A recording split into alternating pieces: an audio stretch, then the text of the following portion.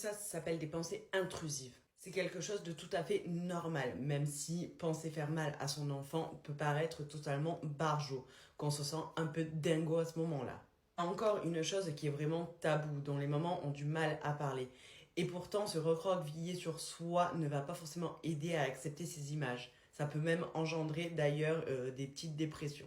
Et oui, ne pas en parler par crainte d'être jugé par son entourage. Sachez que vous n'êtes pas la seule, vous n'êtes pas les seuls. Ces phénomènes, ça s'appelle les phobies d'impulsion. C'est très courant chez les parents et encore plus chez la mère en postpartum. Surtout, prenez compte de ça, ça ne veut pas dire que vous allez forcément passer à l'acte. Vous allez me dire, mais pourquoi il nous arrive ça, nous, les jeunes mamans, comme si on n'avait pas assez de choses, comme le baby blues, la dépression postpartum. Bien, la naissance d'un enfant, c'est un bouleversement identitaire très important. Ça va être une énorme période de fragilité. Vous allez passer de femme à mère. Quand on a un premier enfant, on va douter de tout, de ses capacités à être mère, etc. Les phobies d'impulsion sont extrêmement tabous.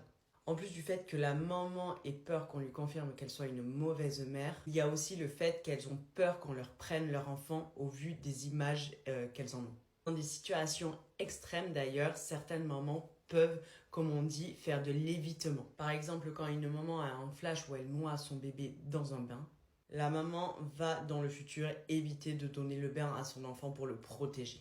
Alors que comme je vous l'ai dit précédemment, il n'y a pas de risque de passage à l'acte. À savoir que parler de ces phobies, ça va permettre de mieux se libérer de celles-ci.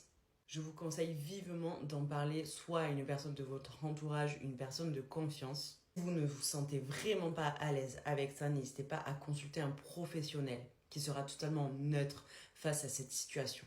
En tout cas, n'hésitez pas à mettre cette vidéo en favori et à la partager pour rassurer certaines mamans. Je vous fais des bisous.